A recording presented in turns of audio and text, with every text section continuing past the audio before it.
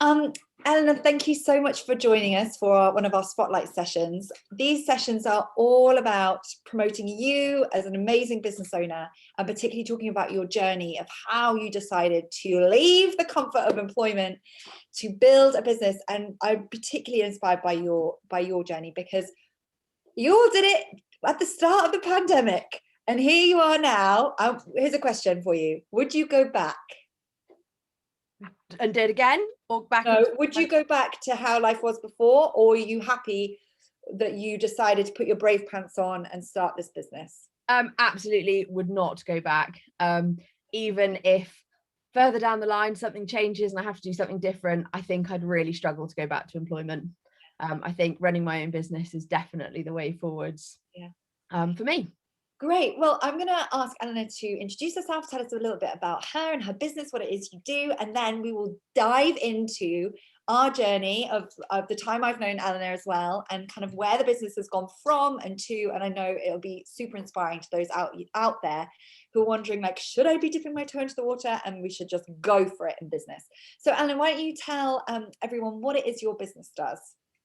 So I'm Eleanor, and I'm from All in the Country, which essentially is an outsourcing business. So we take care of all those things that go on in the background of your business, but don't actually earn you any money. So we take care of your administration, your bookkeeping, your social media campaigns, your events planning, all those things that, as I said, they don't move the needle in your business. But I'm a big believer that lots of small businesses get conned into paying extortionate amounts of money for a photographer, a social media manager, an accountant, all those different things. Whereas actually having someone you can trust in your business, who can do little bits for you, you don't quite know what you want to ask them to do, but actually you just want those hours, a bit like a virtual assistant, essentially. But I don't like the term virtual assistant. I know there are plenty of very good ones out there, but to me, I wanted me and my team to be more than a person behind a computer. We wanted to be a real person who really felt strongly about your business as well, so that we could work together to help your business thrive. You and I connected on so many levels, like the country background, our love of horses, the love of seeing, particularly in country businesses, people struggling, feeling like they need to do all the things. And then, of course, your whole approach to outsourcing and team building, which is completely aligned to my ethos and values. And I think you're so right when you talk about those activities in the business that actually just keep someone stuck. Because we had a call about this on Time to Lead today, about how it's so easy, isn't it, to just get stuck in the little nitty gritties of the business and lose sight of actually working on the business. So you just remove that as an issue, don't you, for business owners? Tell us, like, who are the type of people you work with? So we tend to work with rural and equestrian businesses, mostly because those are my interests and also my areas of knowledge. But it doesn't mean that we say no to other businesses. So I have got some construction businesses that we help, and I've also got some dog trainers, which is, yes, rural, but not quite the same thing. So we're here to help anyone, but rural and countryside are definitely our strong point. Our tagline is helping businesses thrive. And it's exactly what you just said. For us, the vision is the business owner's vision of pushing forwards, becoming more successful, making it work. And we're just there in the background, ensuring that all the little building blocks are going on so that they can keep their eye on the end goal, really. Mm. Okay, so this could be a dangerous topic, by the way, because I might be being a bit controversial, and we weren't going to necessarily go, well, I hadn't mentioned we might go down this route, but you've just mentioned something and it's made me think, like, VAs. Some people think I have problems with VAs. I don't. I have lots of amazing people that I know that are great VAs. I have a problem with the way business owners use VAs. That's my problem. So I'd love to know, like, how do you differ from, like, your normal traditional, like, virtual assistant, come in and help with all the things, and what's your take on why your business provides a need that, like, a virtual assistant doesn't? Because I hear that I know that doesn't always work for people. I pick up the pieces after that goes wrong a lot. Yeah, so again, I think they're wonderful people, and there are some wonderful VAs out there. I have worked with a couple, and I also know of a couple, on a friendship basis. But to me, a virtual assistant, you pay for a set number of hours and you give them whatever tasks you need doing at that time, really. And I like a list. I love ticking things off, but I wanted to be more involved with the business. So having discussions about where we're going, what we're doing. And yes, I know some VAs do that. But we're talking blanket term. Yeah, here. absolutely. We're not here to like put anyone out of business or pee people off, but we have to plan for different things, don't we? So VAs have their role in businesses as well. But for me, it was more sort of the end goal, which I'm sure we'll go on to, is a bit of a sort of business consultancy, really looking at a business, working out what is and isn't working and how we get there. And I didn't want me or my team to limit to what we could do. So we are qualified bookkeepers. We have a good understanding of social media, so we can pull our knowledge and expertise together, rather than just working on a set list of tasks. I mean, there are some things that VAs do that we can't do, and I wouldn't try and do it. But it was more about being part of the business, being very personable to the business owner, being there for the good days and the bad days, and not just a sort of professional relationship. Like, obviously it is all professional, but more of a sort of sounding board as well. Yeah. So let's go back to the beginning. Okay, can you tell us a little bit about what made you start this business, and particularly in the pandemic? Because I can't quite remember whether you started and then the pandemic hit, or whether the pandemic hit and then you started, but I know it was very, very close. Yeah, it was very close. So I launched my business in June last year, and for the 5 years leading up to that, I worked for my father managing his retail and tourism business, which I really enjoyed. Previous to that, I'd run my own business doing horses and looking after children. And then this opportunity arose to work for Dad, and I thought, actually, I don't want to do horses anymore. We all know there's not a lot of money in it. It's hard work. You have to work every hour of the day. I was doing my own horses at 4 o'clock in the morning and 11 o'clock at night, and that lifestyle just wasn't sustainable. So the opportunity came up to move back to Oxfordshire and work for Dad in the family business. And I did really enjoy it, but obviously being in the tourism and the retail industry, weekends are somewhat taken up. And also working for family members doesn't always work, and it didn't really work for me.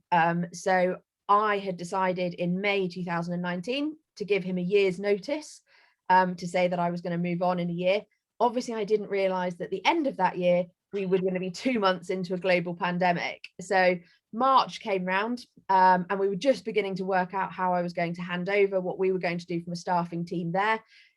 When we were all furloughed because we had to close, because we're obviously non-essential.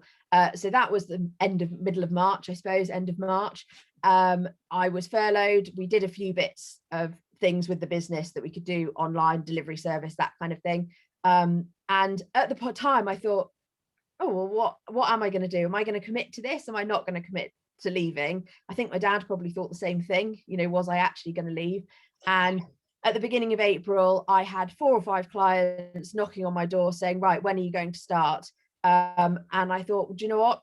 This is going to be make or break. I've got to commit to it. I've got to decide to do it. So Dad gave me my P45 at the end of May, and the 1st of June, we launched all in the country. Wow. Slightly terrifying, leaving your, weekly, monthly salary to suddenly be on your own, having no idea whether it was going to work. I obviously wasn't eligible for any of the COVID grants or schemes because I hadn't been in business previously, but I bit the bullet, and so far it's paid off. Yeah. So can you remember how it felt at that time, like deciding like, no, right, that's it, I'm going to back myself here? Was there a conscious like, let's go for it, or did it sort of build over time? Can you remember what it felt like? I think it was a bit of a conscious decision. I'd actually booked onto a mindset and marketing retreat with someone, which was cancelled and it was postponed, and that did make me wobble a little bit, because I thought I'd planned to do that at the end of March, 2 months before I was supposed to leave, to have the right mindset to kick on with my business, and not being able to do that did make me wobble, and I thought, gosh, can I actually do this? But I invested in my mindset in another way, and signed up to her group program instead, and that was the turning point at which I thought, I can do this and I will do this, and I'm not going back. And let's cross everything and hope for the best. I think having the clients knocking on my door who I'd spoken to already and said this is what I was going to do really helped. I think if I'd had to actively go and look for clients, it could have been a different story. Well, let's get into that, because very quickly you became oversubscribed. Yep. Very quickly our paths crossed, because you recognized within like it was weeks, if not early months, when you were like, oh my goodness, I'm feeling full, like I think I'm at max capacity, and I'm months or weeks into my business, which is then when you and I started having conversations. So at the start of like us connecting, like tell everyone where you were at that point, because things took off really rapidly for you. They did. They took off very, very quickly. And contrary to my usual perfectionist situation, I hadn't really got into my head how I was going to structure my week, how I was going to price things. I knew I didn't want to charge time for money, and I needed to have packages, but you sort of get swept along with people asking for work, and particularly in a global pandemic where you're grateful for anything, and it did become very clear very quickly that I did not have enough hours in the day, nor was my business model going to be sustainable on just exchanging hours for money. And I thought, I need to expand my team if I want this to work. I wasn't quite there yet, but I knew that that was where I was going. And also what drew me towards your program was the fact that what you teach is exactly what I'm offering, in terms of you're teaching people to put in systems, to outsource things, to go from the doing to the leading. And not only do I want to do that in my own business, but we become the doing for these businesses. So it just seemed to sit really well with me. And yes, it was quite early on, and I knew I wasn't going to be able to put into practice the things that you taught immediately, but roll on 5 months, whatever it is, 6 months. And I have now got a team member, and we are well on the way to being able to take on more work, which is great. And I really want to highlight this, because where people gains traction is someone like you, Eleanor, who is really ambitious, who's really driven, is not sure necessarily what the next month will look like, but knows that if you continue doing what you're doing, it's either going to keep you stuck or it's going to burn you out. And so before that happens, you took the leap. I'm like, right, let's resolve this. Let's put in the right structure. Let's recognize our systems. Let's see what support I will need in the future, even if it's not immediately. Where I see people being reactive to this and wait till it's too late is actually so much harder for them to then go back, put these things in place, and then grow. It becomes a thing. Whereas for you, it's been like a natural progression. I'm not saying it's a smooth line, like, let's be honest, everything's got bumps in the road. But for you've been able to, by having that foresight and by taking that positive action early on and seeing how this would help you in the future, you've been able to sidetrack those challenges in terms of like burnout and it being like extra difficult, all the stuff I see that people wait until those moments until getting involved in something like Time to Lead. So congratulations on that. So I suppose where I'm going with it, like, keep doing that, because that's definitely a real positive part of your personality type and behavior. Let's talk about then, obviously when we worked together, there was a lot of like conversation about like, oh, but I want to do this, like this part, I need to be this part, like I need to go in to see the clients. Like there was, I don't want to use the words control, because I don't feel like you ever use that frame, but there was definitely a view that early on in business, it needed to be you. Do you want to talk more about like where that was at? We talk about the doer going to the manager, and it was like, oh, I'm not quite ready to be a manager. What was sort of holding you back at that stage? I wouldn't say I'm a control freak, but I like to do everything I possibly can for everyone. I'm certainly an over deliverer, and I guess I have very high standards, and I was really worried that whoever I found wasn't going to live up to those standards. But as I learned through working for you, it's all about the onboarding process and making it very clear to the person you take on, this is what I expect of you and this is what my clients expect. I was very careful with my social media content that it was always we and the team are all in the country. So it was very obvious to my clients from the beginning that it wasn't always going to just be me. The plan was always to expand. And although I have some clients now that I wouldn't be able to pass on to anyone else at the moment, there are the new clients that are approaching us, it very much is you're taking on our team so that I can pass it on to the team members. Again, it was all to do with the speed at which it grew. If I'd stopped and thought about it, then I probably would have been a bit clearer to begin with. I probably wouldn't have gone into clients as much as I do, although I am slowly getting it back so that I work a bit more from home. And certainly any new clients, I am passing them straight on to team members. They are obviously aware of this, but it is about transparency. We're very honest people here. But it's for me, it's just, I set out with, I think with my social media content of saying we and us, it made it clear in my head that that was how it was going to go. So it is a bit of a change in, you know, thought process, that it can't all be me. But I have a clear idea of what I want it to look like in 5 or 10 years, and what I want my role to be, and what I want my team members' roles to be. So let's talk about team members. So Rosie, team member. I remember you having initial conversations to start with, and like building her role up. What's that like now, having someone, because the great thing about Rosie is that she's in the delivery space, so she can actually do fee charging work and go and deliver for clients. It's not just, you haven't got her just being outsourced to Oh, sorry. No, we're child and animal friendly here. So that's amazing, because you're actually able to, I suppose, more like the agency model. Like, I'm saying agency, that makes it sound really big, but like bespoke work, you're able to give client-facing work to your team member. What's that like as a business owner now, going in and knowing that you don't have to be the only one doing everything for all the work you win? It's quite a big weight off my shoulders to know that actually I can say yes and know that we can do it. She's really, although we've had lots of discussions over the last few months, she's probably been on board only for the last couple of weeks.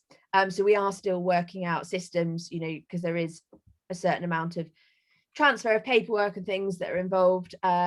So making sure that our systems are working so that she can, you know, work from home efficiently.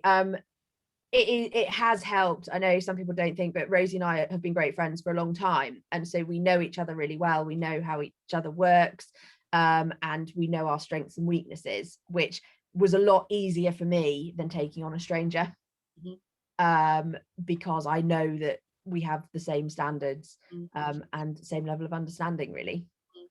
It's interesting, because some people think like that's the only way to go, and other people are like, I would never do that. And it's amazing. Exactly. I just think how it's like very black and white. People are about like loving hiring friends and family, and others hating hiring friends and family. But the principles and what we teach in terms to lead, in terms of setting the standards, doing the communication, like to get that result where someone can deliver your standard of work, is the same no matter if you know them or not.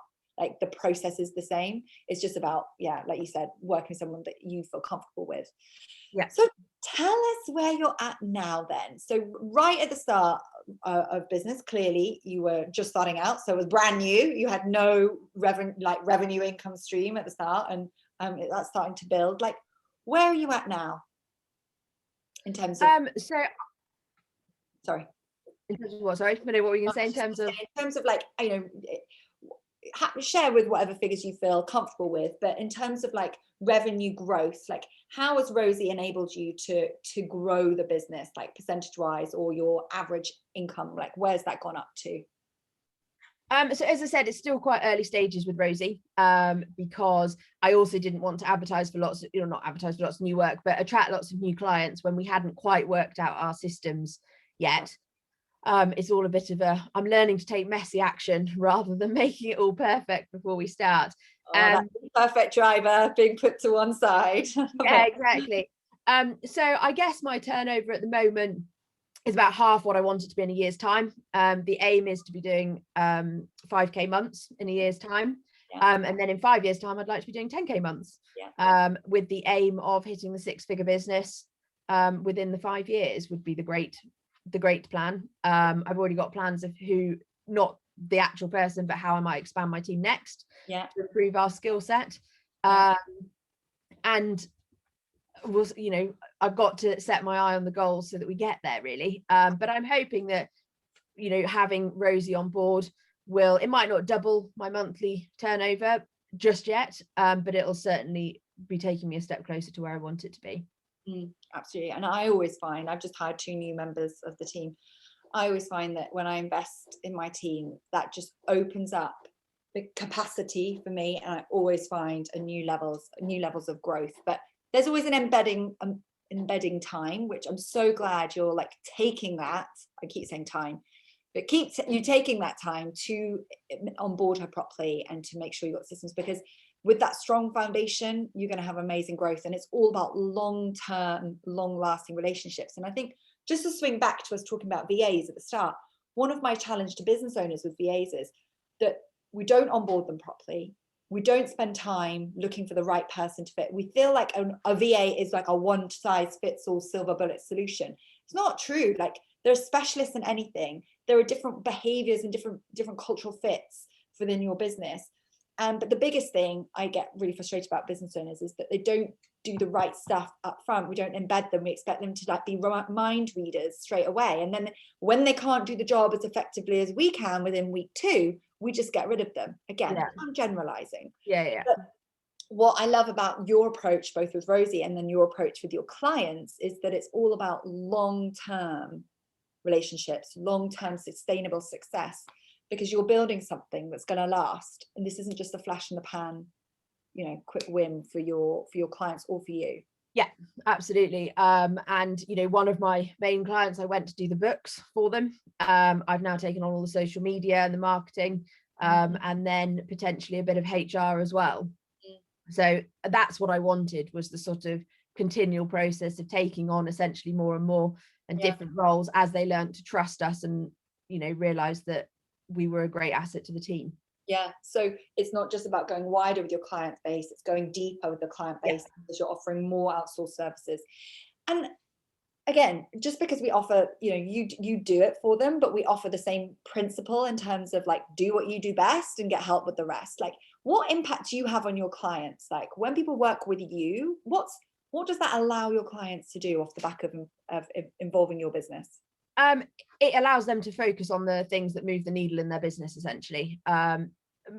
If you speak to most business owners, as I'm sure you know, the things they get most worried about are the books and the accounting, because that's the bit we're held accountable for really with HMRC. Lots of them don't understand social media. They don't understand how technology works. So taking just those 2 bits off them really make a difference to them being able. We've all got the same 24 hours in a day, and you'd like to think that 6 to 8 of them are taken out by sleeping, so it immediately takes you down to about 16 hours a day. So it's how you use them that's really important, and it is biting the bullet and just outsourcing the things that you don't need to be wasting your time doing, really.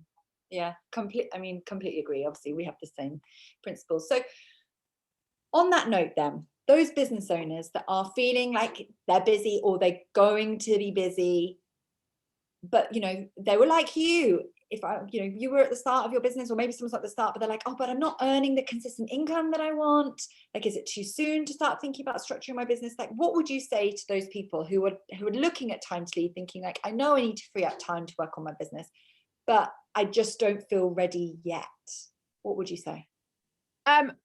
To bite the bullet and go for it, really. I think if you set your mind that something's going to work, if you go into it with the thing of I can't afford it, or I'm not there yet, you're never going to be there. I had many conversations with Rosie before we actually got to the stage where I sat down with her and handed some work over, because I did exactly the same thing, but I had set my mind on the fact I was going to do it, which is why I'd started talking to her before I launched in June, to be honest.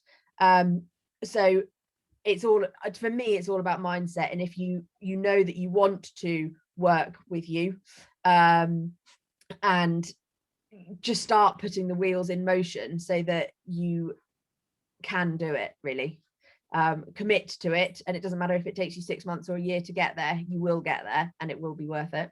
And I think you highlighted as well that the resources and that what we teach is applicable when because you left the program like 3 months ago, 2 months ago, maybe not, but it's still as applicable now when you're onboarding Rosie versus at the start when you're like, how do I free up my time, work out who I need help with and how am I going to find them and all that stuff. So it's very applicable. That's really helpful. And tell me then, you sort of said in the 5-year time vision for your business, you're building the small agency where you're going in to work with other business owners. Like, how do you want your role to progress? Like, what's the vision for your role? So I think, I have invested now in 3 coaches that do 3 very different things. And they've all, including you, obviously, have been fantastic.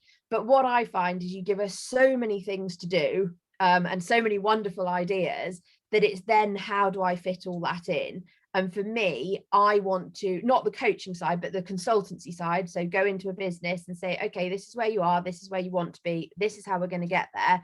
But I've got the team that can come in behind me and do the doing, so that we provide the whole package so that I can do the consultancy bit and my team can still come in and do the doing, rather than doing the consultancy bit and then saying, go and hire a VA or go and hire a bookkeeper or go and hire a social media marketing person and then sort of leaving them to their own devices. I think there's a gap in the market to do it all and say, this is what you should do. And here are my trusted team that I wouldn't suggest if I didn't think they were good enough.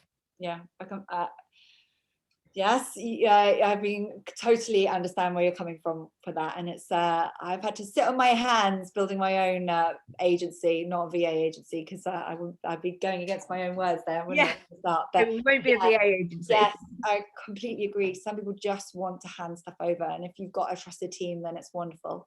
Okay, is there any other advice that you'd want to give someone who, or anything you want to share about that moment of like, right, I might be new in business, but I want to sort the foundations out and grow from a place of strength? Is there those people who are like, no, I just need to do sales? Is there anything you would say to someone about like putting this stuff first being the priority? Working smarter, not harder is definitely the way forwards. And if you're in a product-based business, it probably is marginally easier to do the doing yourself and still be able to increase your turnover because you're not trading time for money. If you're in the service business, it isn't that easy. And for me, it would be look at the bigger picture and work out what you really want. And it doesn't matter how you're going to get there, but just work out, are you really happy with earning what or taking what you're turning over at the moment, or do you want it to be 2, 3, 10 times the size? And even if you don't commit now, bear it in mind for the future of expanding that team and moving things around so that it can free you up. For me, time and flexibility, and actually if I want to have weekends off or a day in the week, was my most important reason for starting my own business again, I think. So just don't get boxed in, really.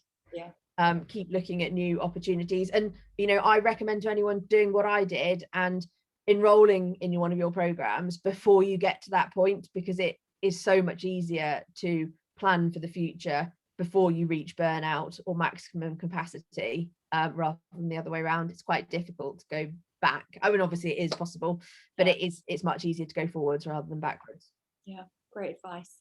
Thank you so much. So how does anyone want to connect with you? Because I've got quite a few country loving friends on Facebook. How does anyone find you if they're looking to outsource all their initiative stuff? We are on Instagram at All in the Country, and we're also on Facebook at All in the Country. Haven't yet got a website, partly down to it taking off much quicker than I imagined, but it is in the pipeline. But for me, delivering to my clients was much more important than building a website. My first website didn't exist either, and then was like cost me like £30. And I had a client the other day being like, oh, should I spend £500 on a website? I was like, absolutely not. You don't even need a website. Just get selling. Just validate the offer first. You're so right. And you did that amazingly. You validated your offer, you saw the need, and then you thought, right, let's put the foundations in for growth. Let's get a really clear vision on where this is going. And the way you're selling it to your client base as well is going to help you transition, so you're not just building a personal brand. So well done, Eleanor. I love following your business on Instagram. I love seeing the out and about. Obviously, we're both country girls, so seeing the horses and the dogs and various stuff as well, it's always really heartwarming. So if you're interested in those things or looking to outsource, you'll probably do because you're here watching this video. Go and check out what Eleanor does. She's amazing. And it always goes one step beyond for people. Thank you so much, Eleanor. I'm going to stop